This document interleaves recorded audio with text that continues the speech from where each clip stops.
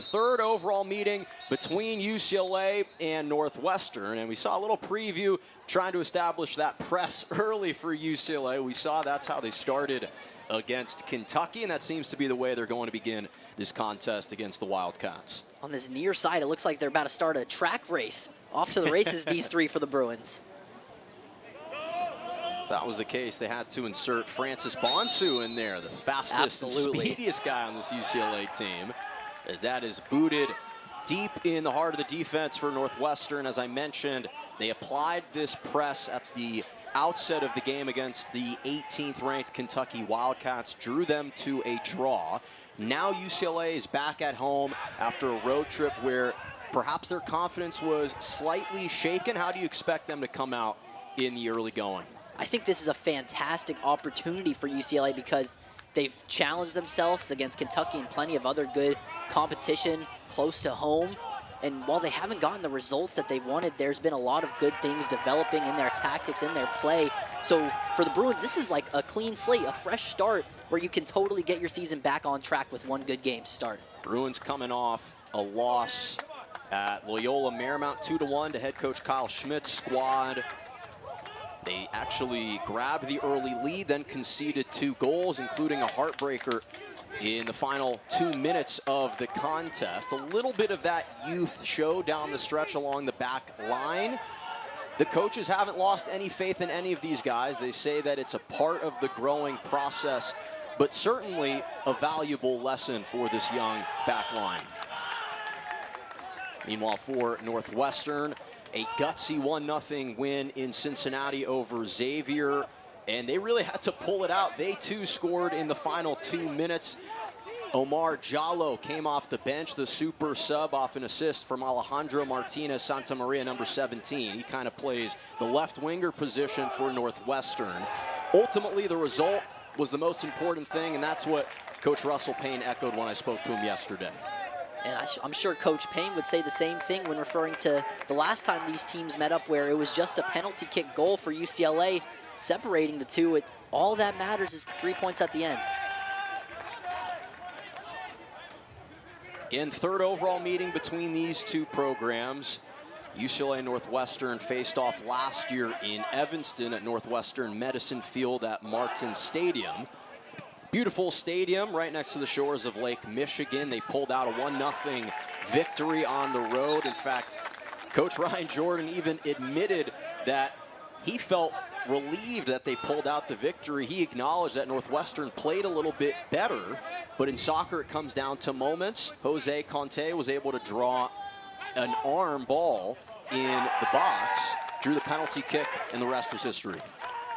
It's funny how what we say about these teams last year, they're almost flipped today, and Northwestern is getting the bounces the right way, and UCLA is getting some good learning lessons and not quite being able to get the points. Reese and Trey Wright battling well, and that sails a little bit too far for Baraka Tarleton, number 13, the junior midfielder out of Minnesota. And Coach Ryan Jordan, always positive, always upbeat, never allows perhaps the feelings internally to be shown on the outside. Really likes this team, and he feels like the results just haven't quite reflected the talent that they have. So trying to get on the right foot here and score the first goal for the second straight game. They've typically fallen behind. Last time they played here at home was against Cal State Fullerton, and we saw that just remarkable bicycle kick scored by Jose De La Torre. Oliver Roach did ultimately tie it up a minute later, but again, it feels like a while since they've played here at home. Do you expect there to be any change in attitude or any change in their confidence level, getting a chance to play back in front of their home fans? Absolutely. I think that even though they didn't get the results they wanted on the road, still some really good building blocks that you got and some improvement in the gameplay in those games. So I think they come back here with the home crowd behind them, ready to find their swag.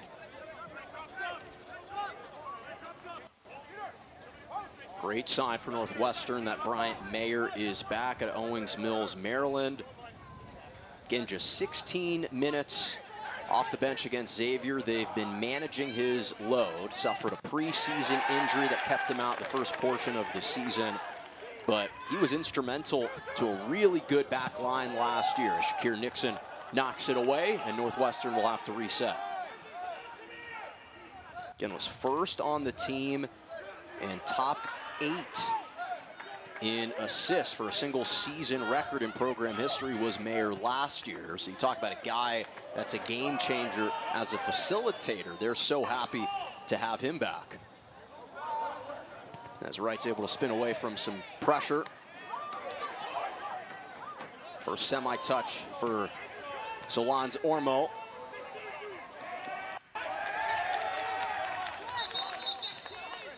And the save was last touched by Wright. Wright's been one of the bright points of this UCLA squad so far in this season, really settling in where they lost a few veterans on that back line. He stepped in at left back and looked the part. Big Ten Conference opener for both teams. Drew Brown, number 5, one of the center backs for UCLA. Very familiar with this conference, of course, a transfer from Wisconsin. In fact, the immediate match following the Bruins game against Northwestern last year was against Wisconsin and against Drew Brown. So it's still taking some adjustment to see him here in a UCLA uniform beginning Big Ten play. First touch for Sean Sept.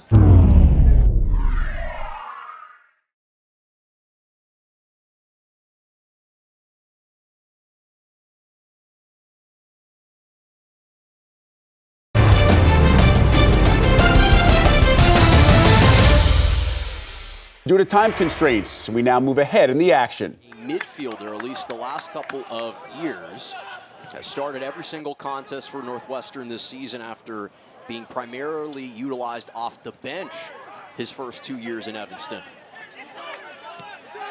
Brown finds a pocket for Marty Carrena. Flared out wide, Trey Wright can fly up those channels, much in the same way like Tommy Silva can, as that is knocked out of bounds by Bryant. And UCLA starting to develop a little bit more chemistry here. It looks like they're having fun on the offensive end, which is what they've really been missing this year, with Marty Carrena and Solans doing step overs. Now you've got Brown burning down the line. Something to be excited about from this UCLA offense. Throwing towards the near post and into the breadbasket of Ponce de Leon. Only one shot to show for it, 2 corners for UCLA, 2 shots for Northwestern. How do they find some rhythm here? I think just UCLA is in the right mode right now. The way that they're quickly passing and looking for movement along the wings, that's where they like to find their offense. And for Northwestern, part of their game is going to be absorbing all this pressure, and then when UCLA's guard is down, that's when they'll strike and they'll have a lot of offensive opportunities. Coach Payne acknowledged UCLA's a desperate team. He knew that. He tried to coach his players to implore them to play with urgency because he anticipated this would be a rabid team, a desperate team trying to start fresh now in Big Ten play. And so far, that's kind of the attitude that we've seen from UCLA. That's one back by Reese. Suhetsky, the captain, playing it back for Johnson. Of course, Northwestern can build out of the back. They haven't had many opportunities to do it, just trying to stretch out this UCLA team, as that's nicely threaded up ahead for Mayer. Blast the switch and overcooked it for Martina Santamaria, who does give him the thumbs up, so they like that kind of passing, just couldn't quite connect there. Yeah, I think Santamaria just needed to be wider on that left wing. It's a really good ball, an even better idea from Mayer to switch the play like that.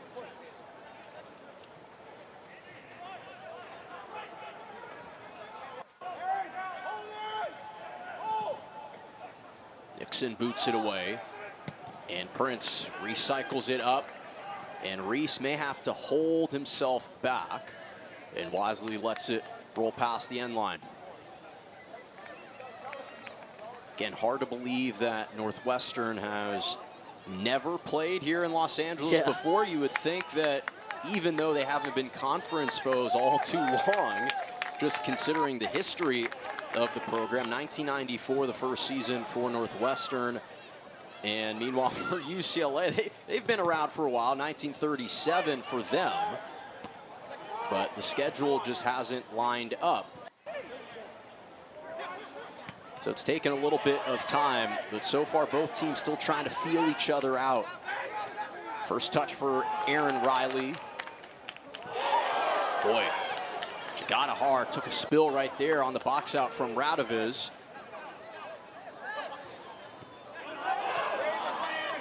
Intercepted pass for Riley. Can they take advantage here? Northwestern, Martinez Santamaria, always so dangerous. Suhetsky, play back for Johnson, moving up that left flank.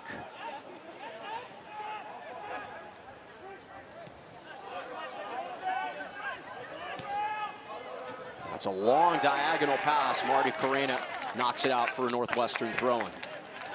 Both defenses have been quick to have their fullbacks take a step more central and jump on some of these more lazy passes on the ground. Both teams have got to be a little sharper with their passing.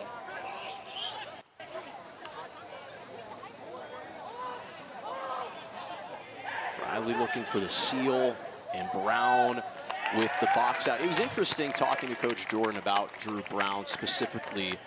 You look at his accolades coming to Westwood, such an experienced player, obviously understands the conference well, understands how to play center back extremely well. But the one thing that Coach Jordan acknowledged is he wants him to be more of a coach out there. Some of the goals that the defense has allowed, while they haven't been on him, he's the guy that's most experienced that can coach some of these younger guys along the back line on what not to do, how to position your body better. And that's what he's hoping that Drew Brown will start to do a little bit more of now that Big Ten Conference play is starting.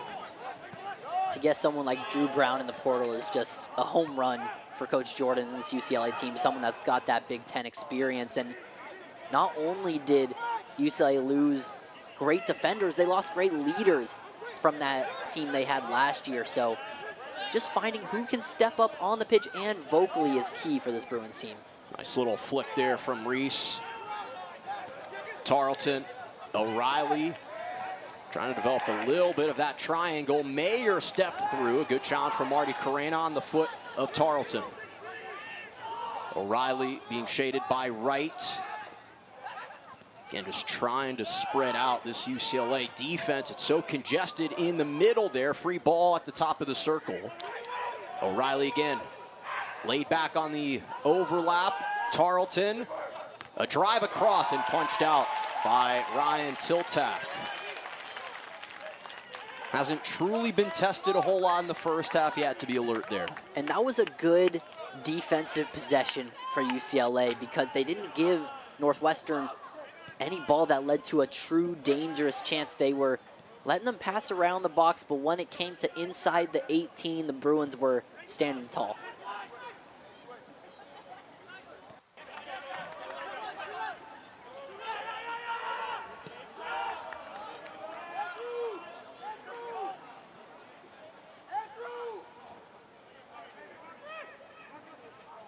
Northwestern and UCLA both vying for a spot in the NCAA tournament this year. The conference was well represented last year. 5 teams in the Big Ten qualified for the NCAA tournament. Of course, UCLA was one of them. Ohio State, Indiana, Maryland, Michigan were the others. Ohio State made it to the College Cup.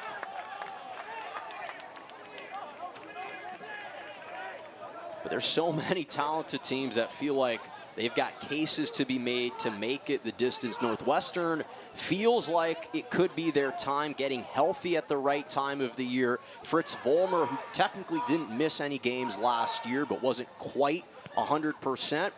By all accounts, he seems to be back at full strength. And a win would go a long way in building that tournament resume for Northwestern today. Oh, look at that ball control from Radoviz. That's what the coaches love to see. Marty Carrena out in space. Again, trying to stretch out this Northwestern line. Breaking a couple for UCLA. And Rincon peels back around.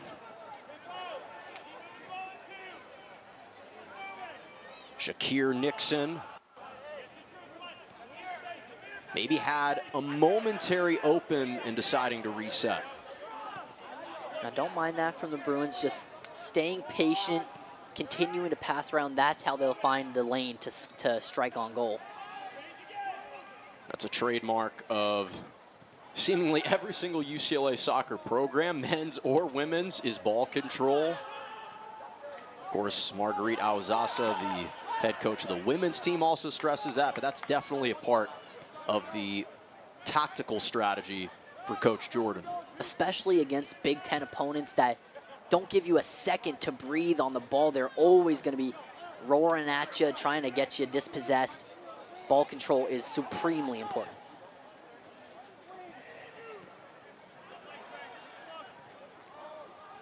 Trying to connect on the through ball with Radoviz. And Volmar doesn't have a lot of pace on it, but able to shield them off for a goal kick. So we're about midway through, past midway point of the first half. This pace, possession, who do you think's been off to a quicker start?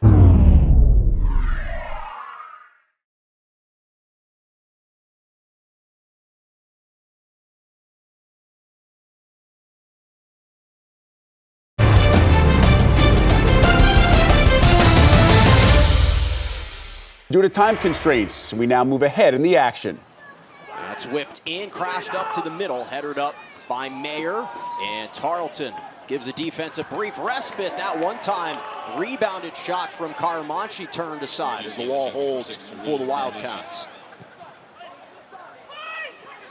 Serves back up for Wright, a little bit too high for him.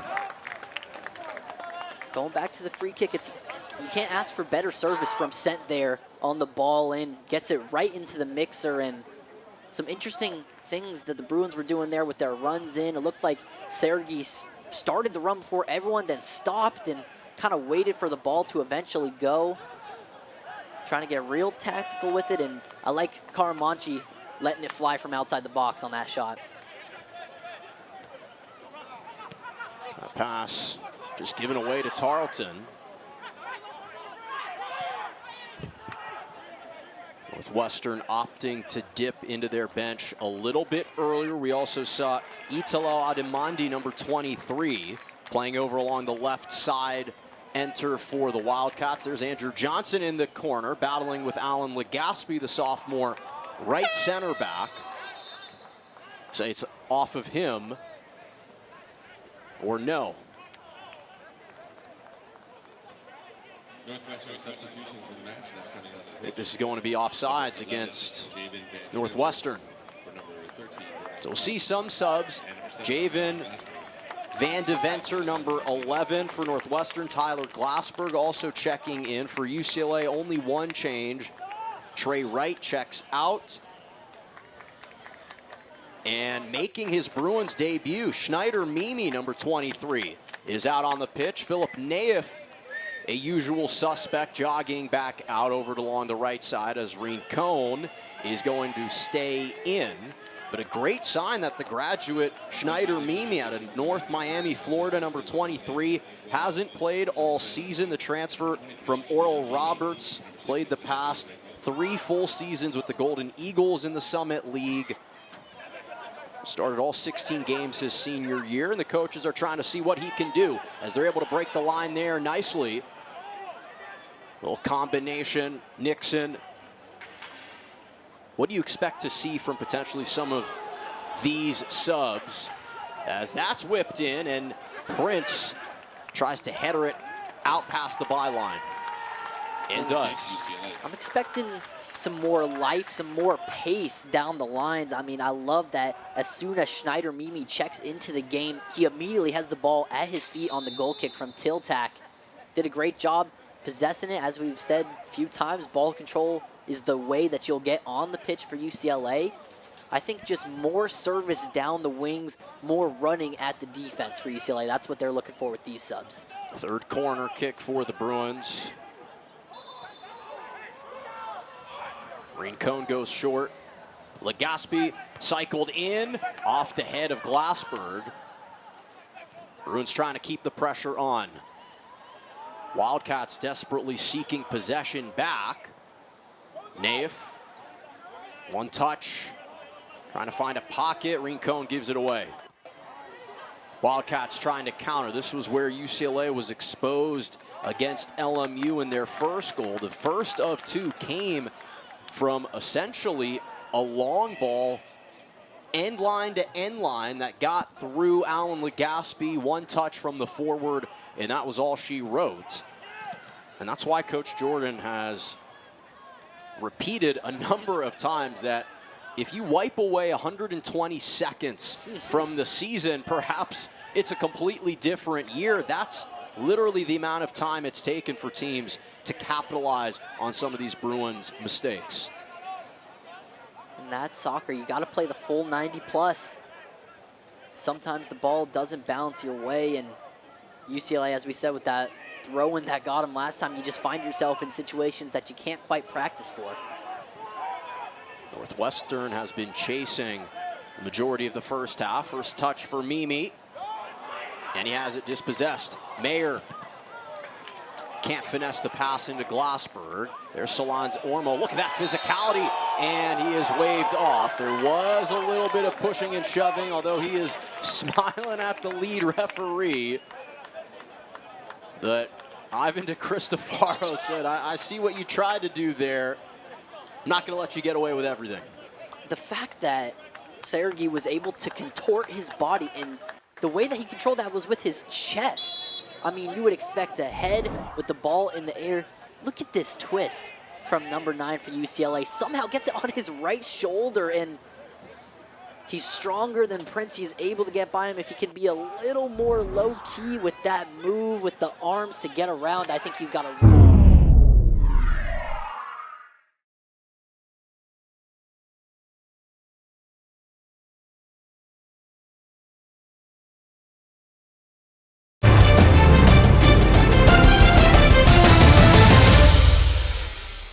wheeling away after celebrating a goal right now. There's a reason he was on the watch list of the Mac Herman Trophy Award, because of not just the physicality, but what the physicality can lead to. Suhetsky is able to flick it forward. Glassberg and Reese doing a nice job, and that's just dispossessed. Glassberg in mid-stride had it knocked loose at the last second. And the Bruins defense withstands a little bit of a scare. A quick counter for Northwestern. Just couldn't get the shot off. And they survive by dropping some of their attackers back to help with defense. It's actually Rincon who gets the foot in there to end the attack for Northwestern. He's not known for his defensive skills, but they needed him there. Adimondi up there as well. Redshirt sophomore, 5th appearance for him.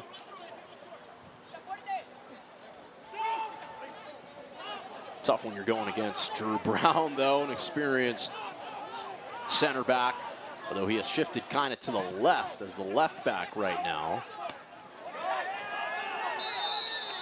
And that's going to UCLA. And I think the reason we're seeing him more outside is because Mimi coming into this game he's practically playing left wing, even though I think they'd like to have him go up and down the sideline more. Nice ball down the line from Naif to Radoviz. Radoviz showing off the speed with a little burst, trying to get around the corner just in front of the byline. Rincon was looming, and Northwestern is able to snuff it out. And that's the right word, Jonah, looming. If you're Rincon, you got to be screaming for that ball. Offsides flag comes up. Glassberg thought he had the highway all to himself. Tamir has been active and dynamic. This was another example in this first half. Beautiful outside of the foot touch. Number 16, Rincon, needs to be screaming right there for the ball to just try and get it on frame, and Radoviz doesn't see him coming towards the ball until it's too late. It gets dispossessed. When UCLA breaks through, when they make a move to get past one defender, they need more attackers committed to the Oh, that's a effort. wonderful touch from Marty Carrena. Flicked forward for Solans Ormo. Out wide to Mimi. Mimi takes a deflection and right into the sturdy hands of Ponce de Leon. Boy, not how they drew it up, but it took a favorable carom And Ponce de Leon had to be ready for it. Hasn't seen a ball come across the face of goal too often, as Van de Venter, pardon, showing off that dribbling display. A little flick up for Suhetsky. Off the side foot, Jallo. Jallo whips it across. And Shakir Nixon had to get nearly in the fetal position to be able to head that away for UCLA. Nixon would have liked to redirect that towards his keeper. That's why he goes for the header, so that his keeper can pick it up and just kind of rolls across the face of the goal. Luckily, UCLA's got numbers there. Radovic just so in control right now, conducting everything. Nixon trying to track it down, and does. Finds Naif, and Naif can be a burster. He can be a burner. Look at Naif, turn the corner, slides it in, and just knocked away. There was Volmar for Northwestern, as Solans Ormo, you can see he was just praying for that ball to be a couple inches away from Volmar. And that confirms what I saw, Jonah, that it wasn't a Northwestern defender to take that pass offline, just was a split second behind Sergi there. He just missed it. Mayer battling with Mimi in the corner, and it's going to Northwestern as we dip inside the final 2.5 of the first half. 0-0 here in Westwood. Just 5 combined shots. This nearly could have turned into a 4th for UCLA. And Volmar and Prince with a stabbing defensive effort. And you can see that Solans Ormo just salivating for a slightly better service for him to work with. And it was there. If he just gets his foot out, he at least has a shot on target there, but he just misses, and you can see Prince doesn't quite get a clear clearance on it either. Just a bit behind the play, that pass. Will we see a breakthrough in this first half? That's the question. UCLA has been knocking on the door. Northwestern has been on their back foot the majority of the first half. Shakir Nixon, electric on the ball. Great feed up ahead, and it's just punched out. Ponce de Leon pounced on it again. There was Solans Ormo just in front of the line. Philip Naif just brings a whole nother dimension to this UCLA attack. Him and Nixon making magic down that right sideline. He knows he doesn't have time. He's got to put it in. A great job by the keeper to just step in that passing lane.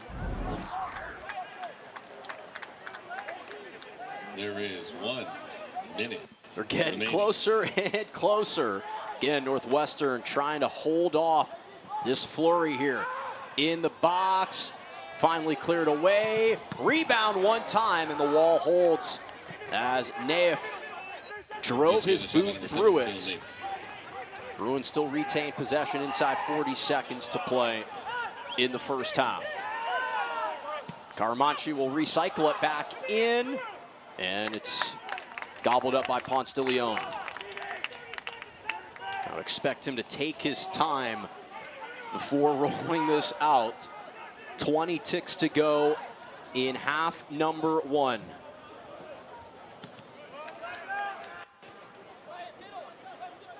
Ten, 9, 8, Adamandi, nice little give, trying to get around the corner, and this will be last touched by UCLA, but the first half comes to a close in this Big Ten Conference opener.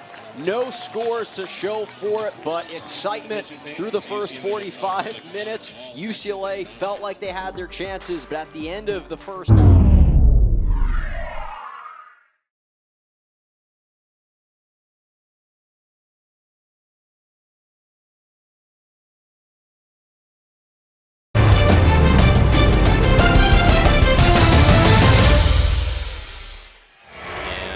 same thing will be said for Javen Van de Venter, number 11, the senior midfielder out of Lee Summit, Missouri. Coach Russell Payne says he could potentially be the best midfielder in the Big Ten. Still has a little bit of promise to show here tonight. but has been tremendous all year as Gajada Hart is able to win the 50-50. He was and is trying to return back to being one of the best midfielders in the Big Ten. Of course, missed all of last season with the torn ACL. Van Deventer able to swivel around of trouble.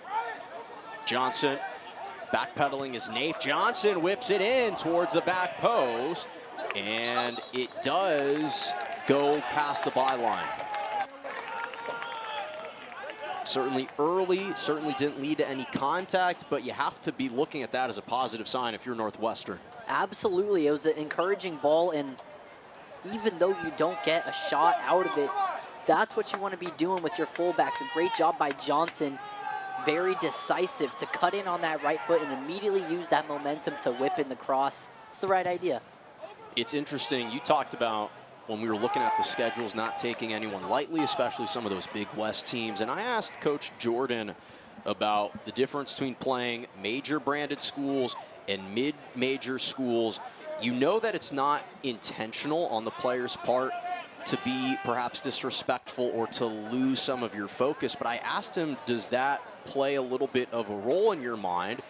And he said that inevitably, whenever you play a bigger branded school, you're going to be a little bit more aware of the matchup. You're going to be more alert. But he's tried to stress to his teams that you can't take any games off as the Bruins on a counterattack right now, streaking down Marty Carrena and bullied off the ball there nicely by Northwestern. That was Bryant Mayer on a dead heap, keeping up stride for stride. But his point was there's a requisite level of intensity that is a necessity to get results in this league and at the Division I level. You can't take anyone lightly. Yep, you said it, Jonah. And on that last play, it looked like Marty Crane, he just lead the ball too much ahead of himself, and Mayer comes in and provides some contact at the end just to show he was in the area, but really it was Marty Carenas that he lost there, not that he was dispossessed. Especially, as we just talked about, looking at the schedules for Northwestern, you play UC Riverside. For them, that's going to be the biggest match of their season going against Northwestern. So the Wildcats have to be ready and alert for that one in Riverside as well to wrap up a 2-game Southern California swing.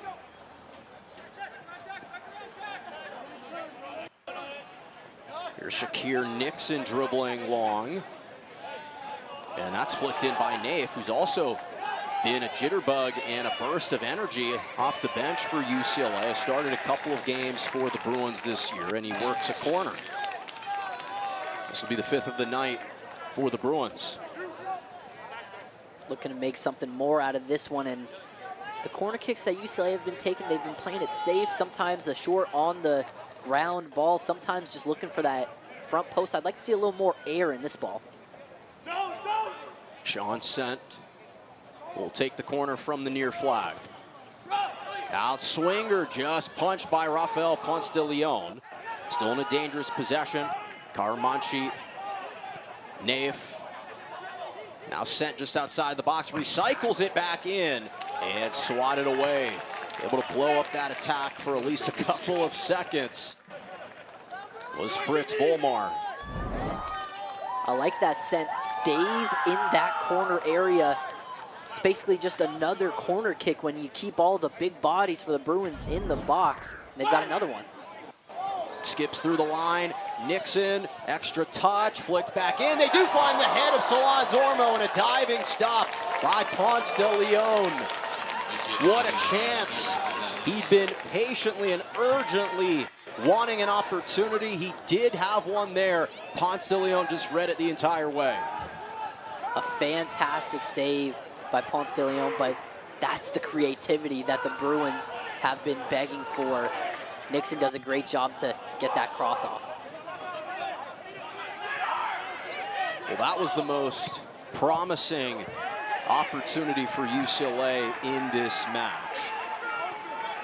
And again, it required a heroic stop on the part of Ponce de Leon to hold on to that full extension leap. They have found a little bit more rhythm here, starting to crack into this defense a little bit with Radoviz, although that ping pongs back to the hands of Ponce de Leon. If you're Northwestern, I've asked you this a couple of times, perhaps less about the style of play, but who needs to be having the ball to try to create something for them? Because right now they haven't been able to do much when they've had possession. I think it's got to come out of their outside backs, as we see here. Johnson getting involved in the play, but Johnson and Bryant Mayer need to go more up the pitch.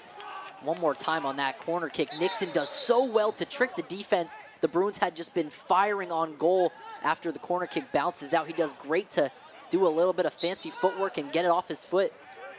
Sergi gets it on his head. You can't ask for a lot more than that. Just a fantastic flying save.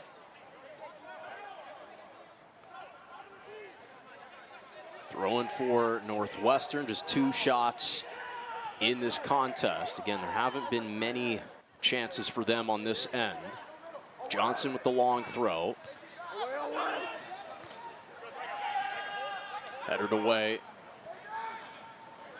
And it's a battle 50-50 for that ball. UCLA won it for a time being. Being spilled, though, was Marty Carrena, and the ref goes to the pocket as Omar Jallo is going to be issued for his 2nd yellow card of the season, first tonight.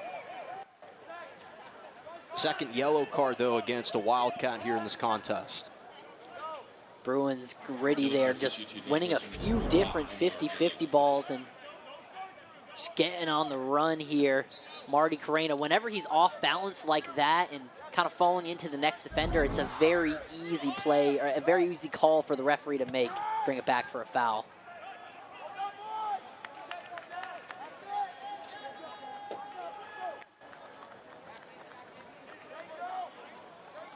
And another name I would say for the Wildcats that needs to get involved more is Alejandro Martinez Santamaria, one of the leading assist getters right now in the nation, not just the Big Ten, and feels like he hasn't had the ball at his feet at all.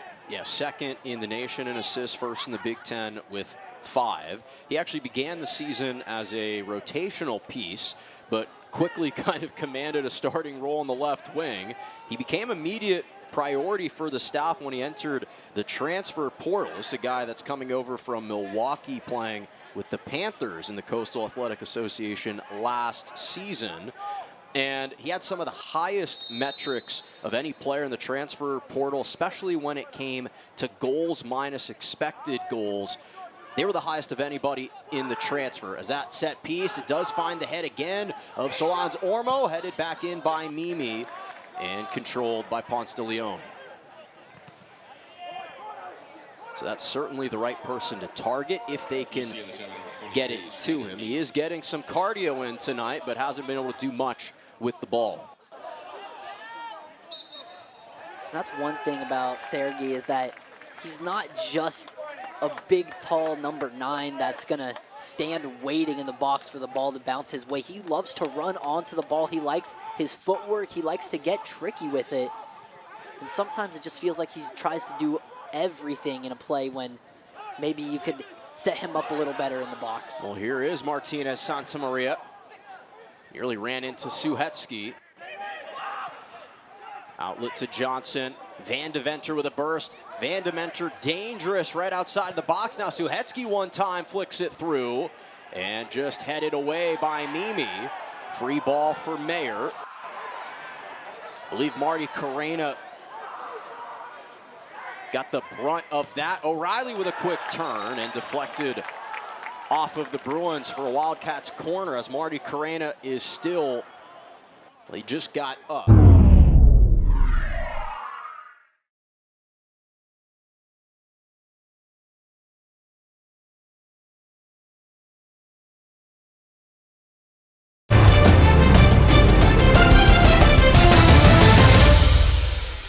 Due to time constraints, we now move ahead in the action. First half, now he's rocking the pink bib, so he's going to stay on the sideline a little bit longer. Can this man right here, Solans Ormo, untether himself from this defense that has been lock and key, trying to keep him at bay? Most of UCLA's games, they've taken out their number 9 at some point in the first half or early in the second, and brought him back in. It's interesting that Coach Jordan has let him be out here for the whole game so far, even though he got that early yellow card. Radoviz slides it for Naif. It looked like that might have hit the arm of Martina Santamaria. Ivan de Cristofaro didn't see it. So they'll play on.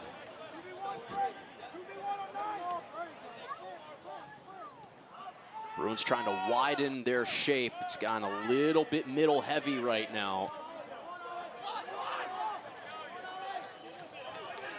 Naif with Akers. The flick out wide, Nixon.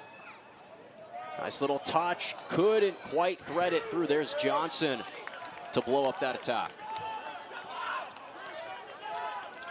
It's a good idea and some good movement down that right wing for the Bruins, but Nixon had to play a perfect pass in order to get that through to the roaming Naif, and it just feels like too many times in front of the goal, the Bruins have to be perfect in order to get a good look.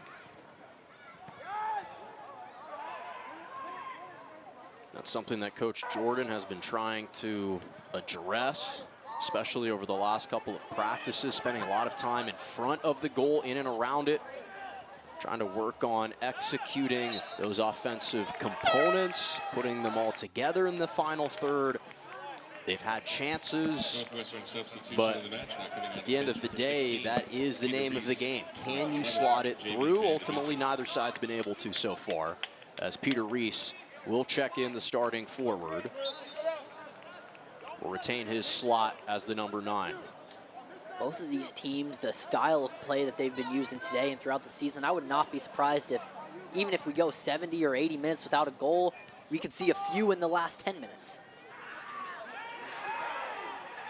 Well, going long lengths without a goal has been, unfortunately, a bit of a regularity for UCLA, as they had a brief moment on the counter. That's one back by Reese, and Jagata Har is tripped up. There's Karamanchi just stepping into that passing lane and now able to give themselves a little bit of space to work with. Out wide for Nixon. He's got Radoviz flanked in the middle, instead leading it forward for Naif. Can they get something here? As we'll see 2 subs come in for UCLA. It'll be the speedster Francis Bonsu, number 21, the freshman, and Sebastian Rincon, who started the contest. As Sean Sent will come out, as well as Philip Naif. So that's who UCLA is going to rock with down the stretch. About 24 minutes to play here at Wallace-Annenberg Stadium. A little more flexibility down the wings, especially if you're going to play Solans all 90 minutes. Now you've got some skill with Rincon on the left and overwhelming pace with Bonsu on the right. Coach Jordan said Bonsu was the quickest player he saw amongst the 2025 freshman class. One of the fastest players that he's ever recruited to UCLA. I don't know if he would challenge Tyreek Hill, as we've seen that that's a bit popular nowadays. Flicked out wide. There is Bonsu, centered in. What a spin by Solans Ormo. Kept here by Marty Carrena. As the ref says, play on. Solans Ormo is down on the ground, writhing in pain.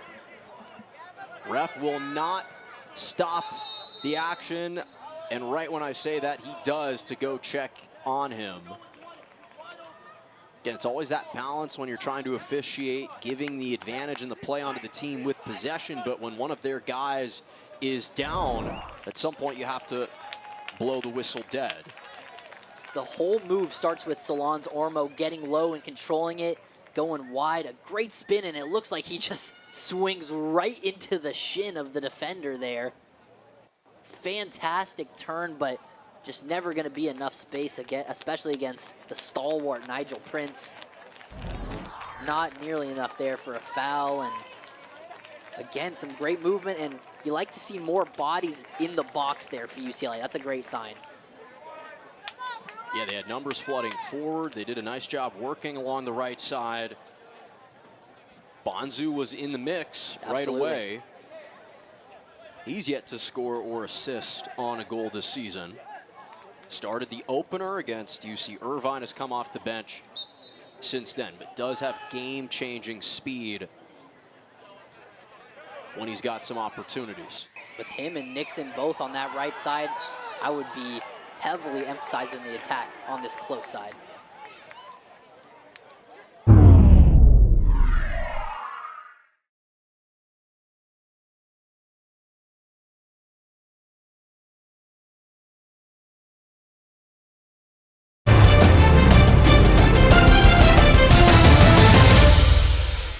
Due to time constraints, we now move ahead in the action.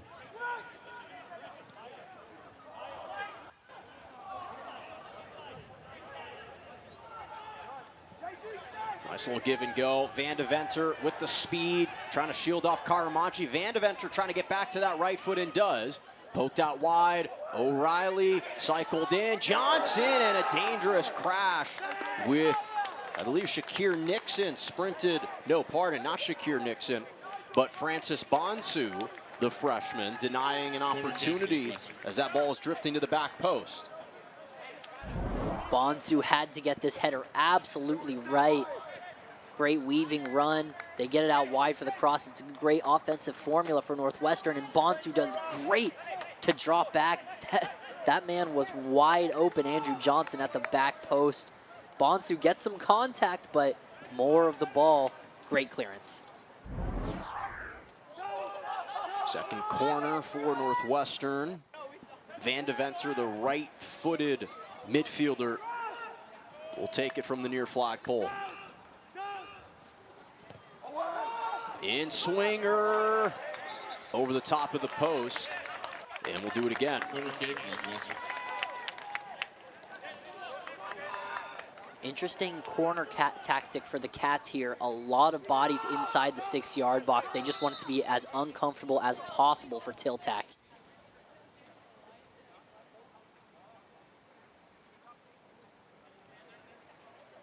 You want a sign of knowing this is a gritty game, it's when the referee has to stop it before the corner kick happens and says, hey, no, that's too much pushing.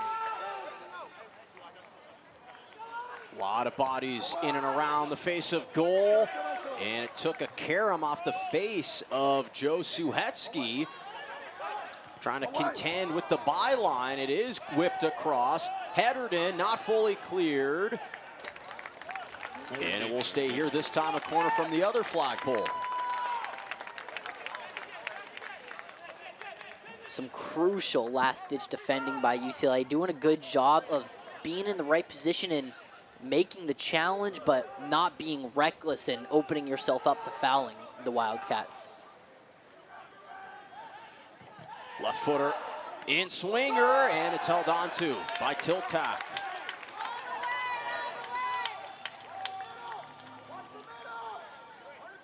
There was an opportunity there to go a little faster after Tiltac grabbed that ball, but Radoviz was the only one opening up out here on this near sideline. Not enough Bruins ready to initiate that counterattack.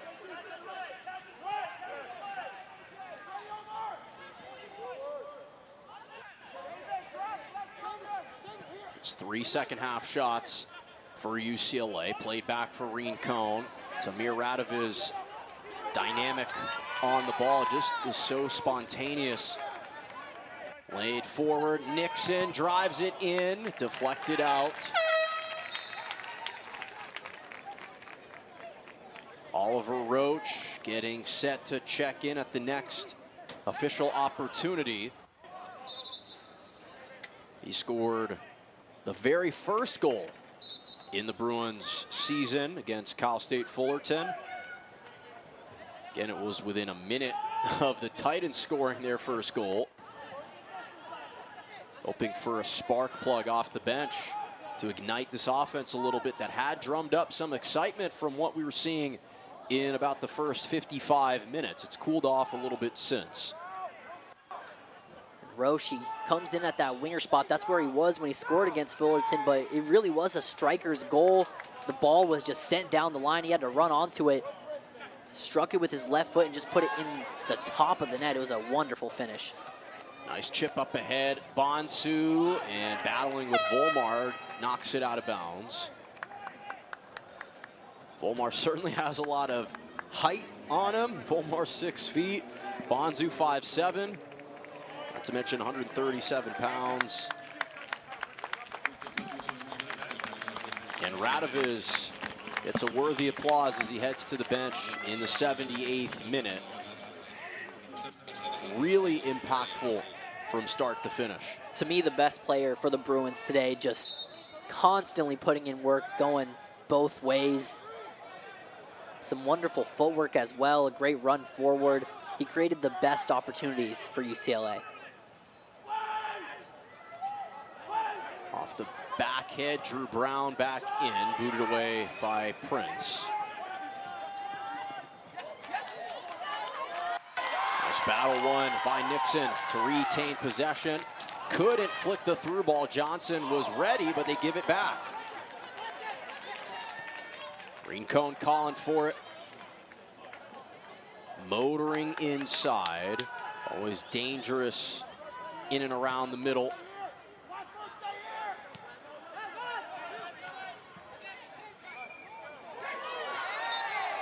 Nixon pushed to the ground, free kick to UCLA. And Northwestern will live with that as it allows their defense to get set up again.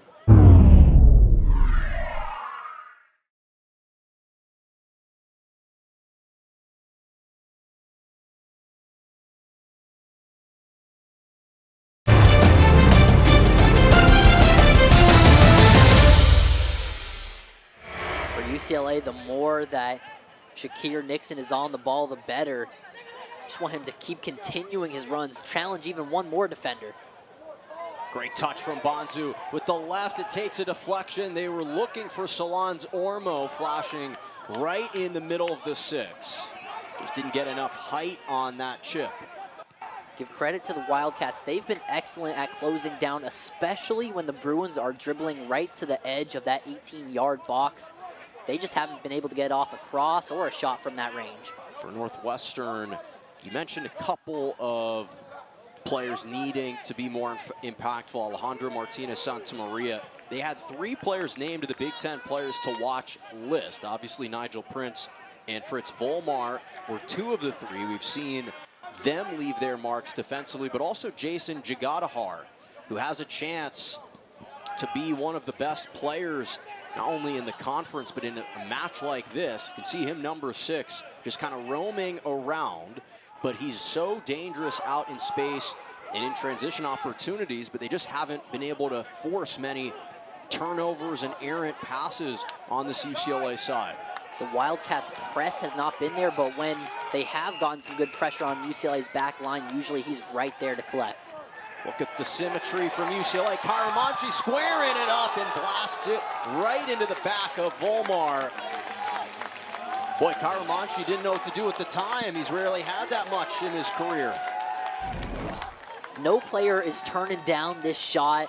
Plenty of space. Maybe you ask him to get it off a little sooner, but again, it's just route one. It's right up the middle. It's a little too blatant and obvious from UCLA's attack. Even if he fires that a second earlier, I think that Northwestern gets there to close down. A little fake and a pass through would be wonderful there. Just a little more creativity is needed.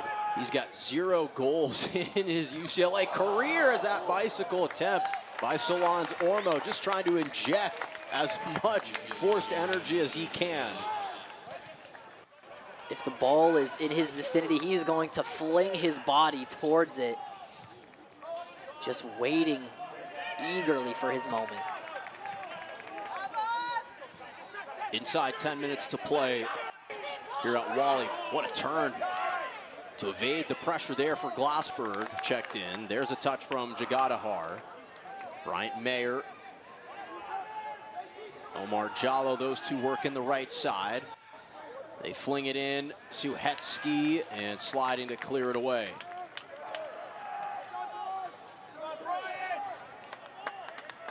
Prolific offense in Northwestern has been curtailed so far tonight. Trying to close out with an offensive salvo if possible, because they know they can apply pressure. They're just waiting for that potential moment to see a crack in UCLA's defense. Will this be the time? Suhetsky just outside the circle. It takes a deflection inside for Jallo. And fortunately for UCLA, it finds the hands of Tiltak. If his own teammate doesn't get in the way, does that fly towards goal? Is it at least a shot on target? I think so, and Jallo just couldn't get out of the way quick enough. It seemed like an innocuous turn from Suhetsky, but did a nice job to create a little bit of separation for himself. And it's a good idea with that back heel flick and a spot like that for Suhetsky. He knows that just fire it, and maybe my guy gets there, maybe it takes a deflection, but a productive attack. Forced in, it's gonna bounce across, rebounded, and that is waved off. UCLA fans can collect their breath. Fired in there off the rebound, but it's waved for offsides.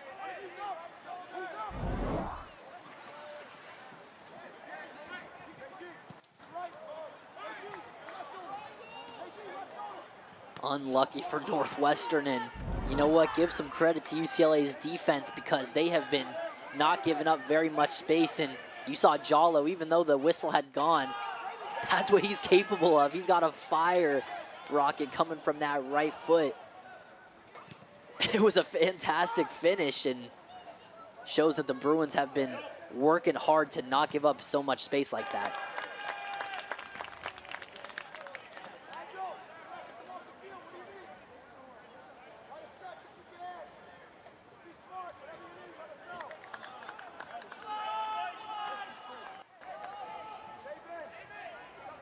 Coach Payne was provided the news that Northwestern was picked to finish last in the conference, he had a one-word answer. He said, good. His team's been embodying that spirit. They've embodied the disrespect, and they've been on a mission this entire year to prove the doubters wrong. They still have a chance here tonight with 6 minutes remaining to pull off a stunner, just considering the fact that UCLA has dominated most of the possession. Can't contain this man. Bonsu out in space, trip from behind, and this is going to be a free kick for UCLA just outside of the box with about 6 minutes to play as time is stopped. And will more be tacked onto this? Francis Bonsu has completely transformed this game for UCLA. He's loving cutting in on that left foot. He was moments away from firing that on goal. Northwestern forced to make a foul there, and a golden opportunity for the Bruins here. Just slithered through. He and Tamir Radoviz have been game changers tonight for UCLA. And it looks like this will be taken by Shakir Nixon. We saw had that electric goal on a backflip against Portland in his freshman season.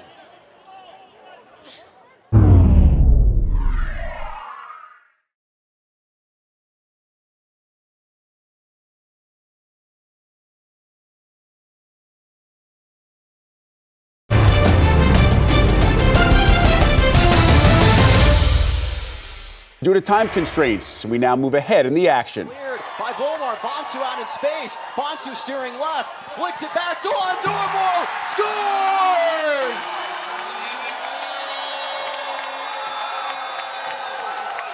Miracles do happen in the 86th. Solans Ormo deposits his second goal in this Bruins bank. And UCLA finally captures that coveted breakthrough.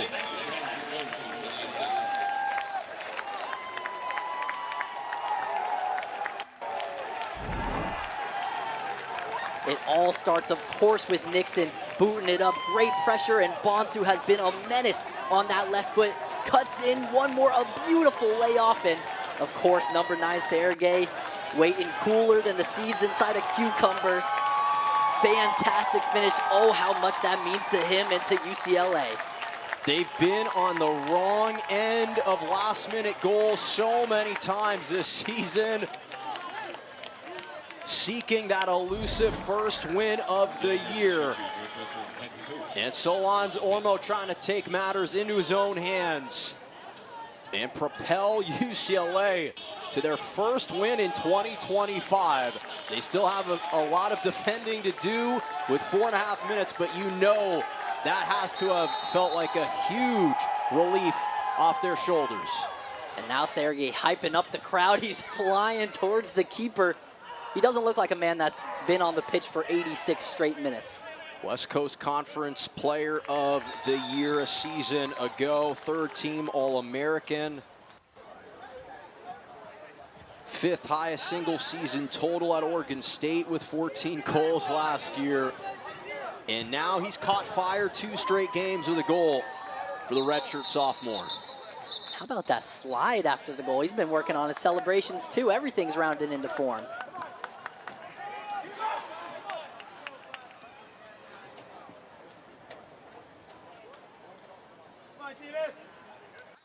Matt Brandt, the trainer, running out for UCLA to check on Alan Legaspi.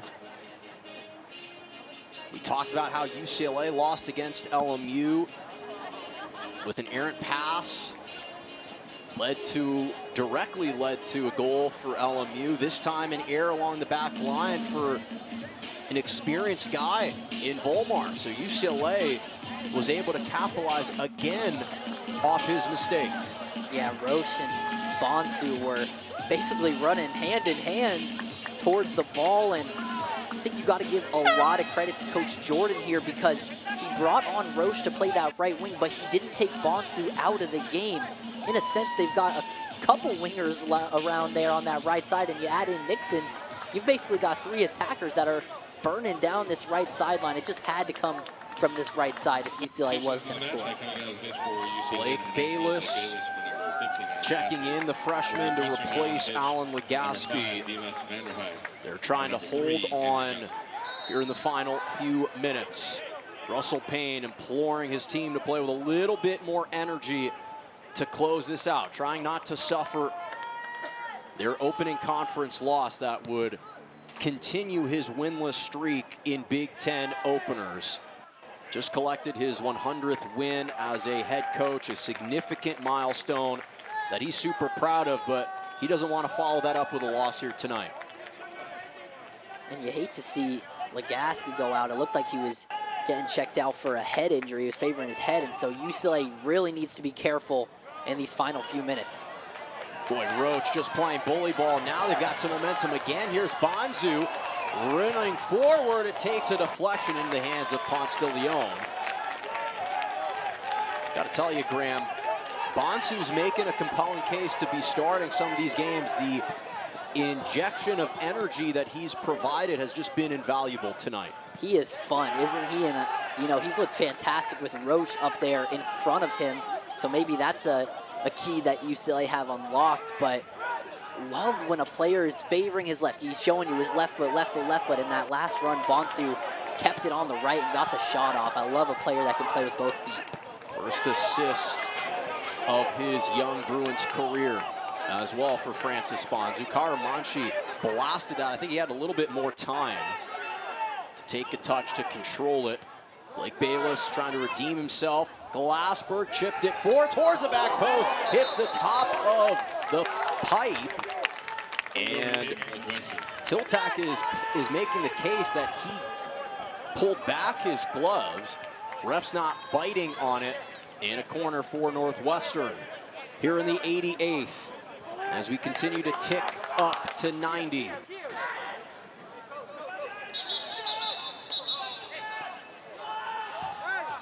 Again, a lot of jockeying for position right inside the 6. The ref was blowing his whistle and Roach was getting pushed right to him. In swinger towards the middle, just with the left arm. Slapped out of there by Tiltak. Van Deventer. Pirouetting. Jagadahar on the switch. Floats it up. And Nixon, kind of a half bicycle. Now Roach able to clear it away. Wow, what a stop by Tiltak there. Too many times this UCLA team has seen a ball put into the mixer and it just finds its way behind them and into their net. Fantastic punch out with the open hand by him, and UCLA defense has been bending but never breaking today.